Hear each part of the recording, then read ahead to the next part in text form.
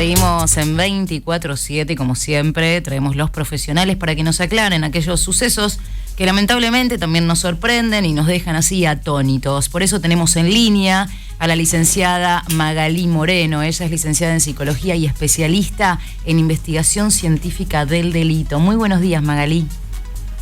Muy buenos días, doctora Romina. ¿Qué tal, Magalí? ¿Cómo estás? Buen día. Buen día. ¿Cómo estás? Gracias por atendernos y bueno, y gracias por poder intentemos aclarar un poquito estas situaciones y sobre todo cómo se aborda a una persona con estas características. Sí, en principio, bueno, no conozco los antecedentes del caso más allá de lo que ha surgido por la prensa, pero se trataría de una persona enferma que padece de un trastorno psicótico. Es decir, es una persona que tiene un distanciamiento con la realidad por una alteración de la percepción, sea por padecer alucinaciones, y del juicio por ideas delirantes.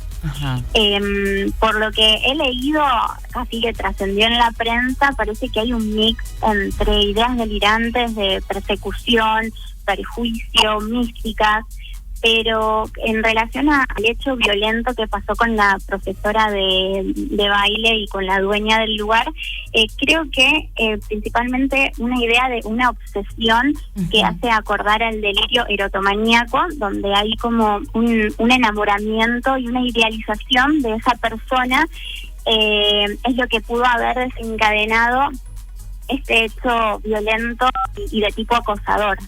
Claro, pues recordamos que estamos hablando del caso en donde un señor, un joven de 26 años, se apersonó en el club de danza que se encuentra en Belgrano, ahí en el límite con Colegiales, y que ya venía tomando clases y tenía cierta situación de acoso con la profesora y también con la dueña del lugar, y el martes sorprendió con un cuchillo tratando de de atacar, y bueno, y ahí apareció la policía y bueno, y apareció todo el caso obviamente mediático que estamos conociendo y siguiendo.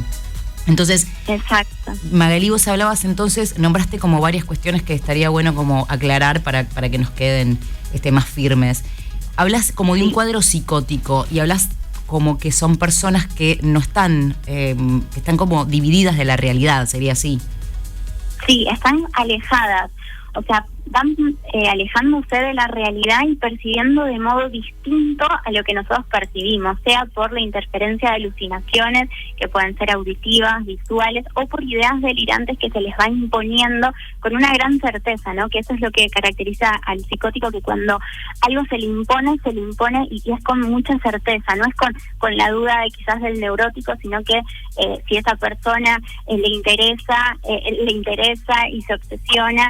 Y, por ejemplo, comienzan a aparecer estas conductas de stalking o acoso que en un primer nivel tienen que ver con seguir o vigilar a la persona, que va más allá, ¿no?, de quizás ir al lugar de trabajo, perseguirla, sino también con esta facilidad de las redes sociales de seguirla por ahí, ver qué es lo que hace, y después, ¿no?, en el nivel 2, en un nivel como más profundo de gravedad, es cuando buscan tener contacto y comunicación con la persona que les interesa, que están obsesionados, y podría esto relacionarse, ¿no?, con el que tomó clases virtuales, después asistió al taller.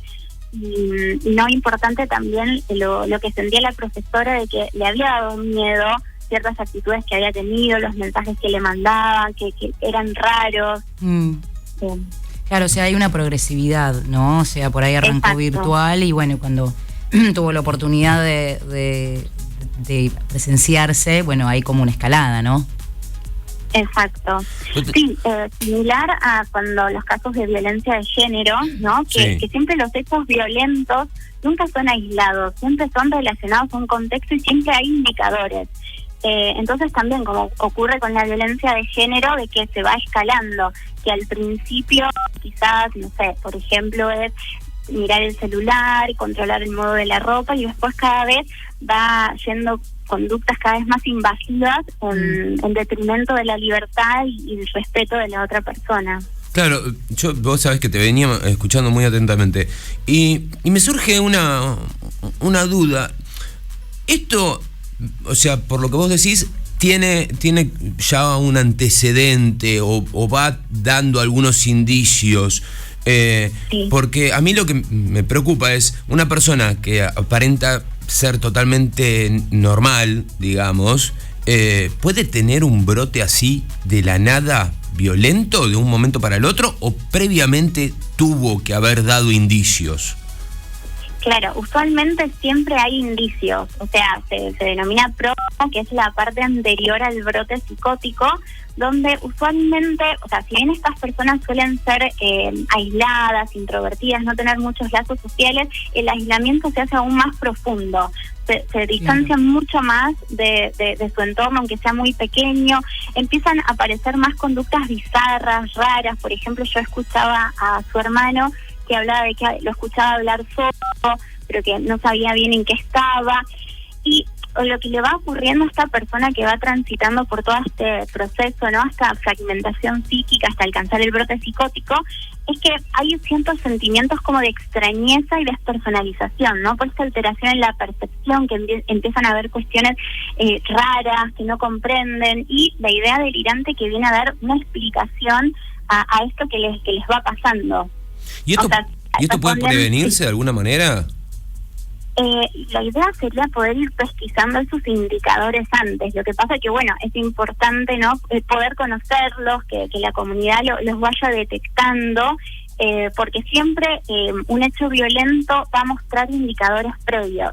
A veces, o sea, se pueden ir extendiendo en el tiempo y otras veces son muy súbitos, son algunos indicadores y al poco tiempo pasa el acto. Pero en la medida de lo posible la importancia sería de ir concientizando de que estas cuestiones se pueden ir previendo.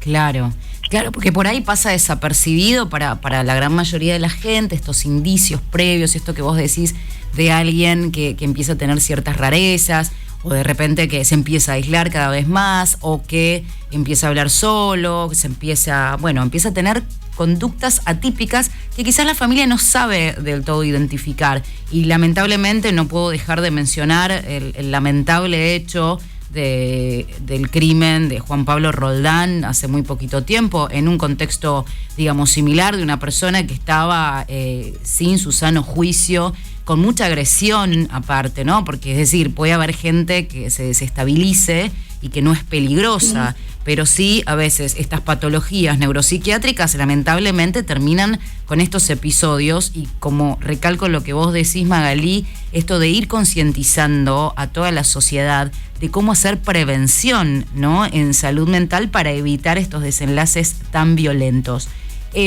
¿Cómo desde la familia podemos trabajar en esta identificación? ¿O qué hacemos? ¿A quién consultamos si vemos algo raro en algún conocido?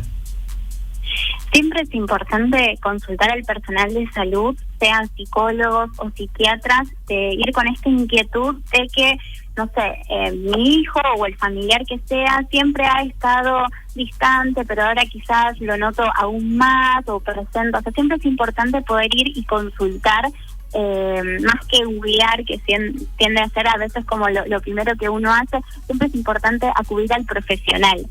Y también con esto que mencionaba Romina, es importante que no toda persona, ¿no?, que transita por un trastorno psicótico con ideas delirantes va a cometer un acto violento. O sea, para terminar en un desenlace así, ¿no? Va a depender de muchos factores, como la personalidad que tiene esa persona, los recursos, también las redes sociales, esto que hablábamos, ¿no?, lo familiar, el apoyo social, también, bueno, si estaba haciendo un tratamiento o anteriormente había hecho algún tratamiento, y también sobre todo temática que tengan sus alucinaciones y delirios, si son demasiado persecutorios o demasiado pasionales, que puedan llevarlo a un acto violento. Pero no necesariamente una persona, aunque no desenlace en un acto violento, es importante que esa persona reciba el tratamiento necesario, para parar, ¿no?, el siguiente, o sea, la posibilidad de un brote o de profundización de la patología. Claro, estábamos viendo en la televisión que una de las bailarinas dijo que ya le tenía miedo. Qué importante este dato, ¿no? porque ahí está hablando de la percepción, también un extrañamiento de la propia gente acerca de la conducta del otro. Sí, totalmente. De hecho, en las declaraciones que iban haciendo, sentía, sobre todo la profesora, esa situación de que le estaba acosando. Claro.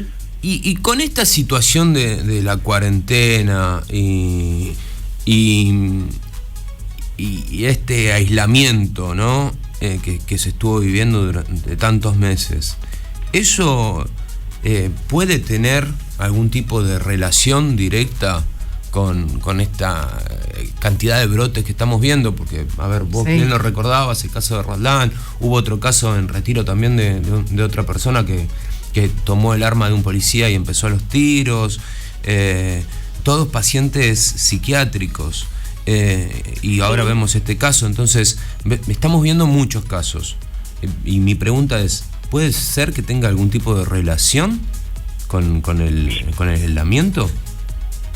Sí, totalmente. O sea, el aislamiento generó una presión mayor a estructuras que ya eran psicóticas y que ya tenían una labilidad o una deficiencia en mecanismos como de afrontamiento adecuados.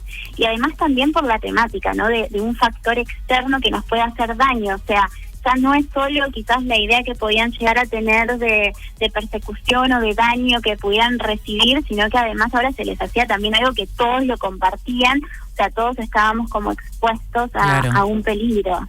Claro. Magalí, quisiera terminar con esta pregunta, ¿no? Porque a veces uno lo ve en los medios y no termina de identificar. ¿Qué es la inimputabilidad? Porque muy probablemente, por lo que sabemos hasta ahora a través de la prensa, es que este hombre va a ser declarado inimputable. ¿Y cuál es la diferencia? ¿Cuáles son los pasos luego procesales de una persona inimputable? Bueno, para declarar a una persona inimputable es importante en la pericia psicológica y psiquiátrica poder determinar que en el momento en que cometió este hecho violento no comprendía lo que estaba haciendo y no podía dirigir sus acciones. Es decir, que o sea, eran voces o era una idea que tenía, no estaba realmente entendiendo lo que estaba haciendo y no podía por ende dirigir sus acciones. Claro. Igual es importante entender que sea inimputable no implica que no exista la justicia, porque esa persona no es que va a salir en libertad, sino que va a estar internada realizando un tratamiento por estar en riesgo para él o para otras personas. Claro. Totalmente. Bueno, de hecho, la inimputabilidad en sí es cuando una persona que comete un acto delictivo que está tipificado dentro del Código Penal queda exenta de esa responsabilidad penal por los motivos legales que se pudieron ir presentando, que por ejemplo es que él no tenía raciocinio en ese preciso momento que estaba llevando adelante el hecho, él no era consciente de sus actos, ni antes, o sea, no existía la planificación, ni sabía en el desenlace específico por qué estaba llevando las consecuencias de sus actos. Pero es importante esto que rescata Magalí, porque uno se asusta también. El hecho de que sea inimputable no significa que esta persona vaya a quedar en libertad, sino que justamente va a quedar a cargo, digamos, de un tratamiento estricto, porque como dice Magalí, también hay justicia y también hay que proteger a los terceros, que somos nosotros como sociedad, y a sí mismo, ¿no? Porque entiendo también que este tipo de patologías también pueden correr un riesgo de suicidio o de autolesiones. Entonces, a no asustarnos con esto de la inimputabilidad.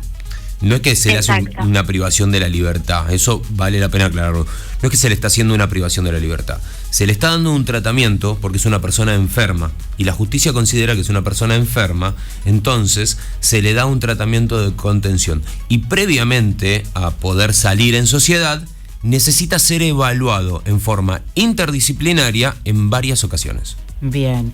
Bueno, recordamos que estamos hablando con la licenciada Magalí Moreno, ella es licenciada en psicología, Es especialista en investigación científica del delito, egresada del IUPFA, nuestro querido Instituto Universitario, y aparte dedicada desde hace mucho tiempo a lo que es el análisis de la conducta y la perfilación criminal. Así que esperamos contar contigo, Magalí, en muchas otras entrevistas y muchos otros proyectos e investigaciones. Te mandamos un beso enorme. Un beso a ustedes y muchas gracias por la invitación. Gracias, Magalí, un beso.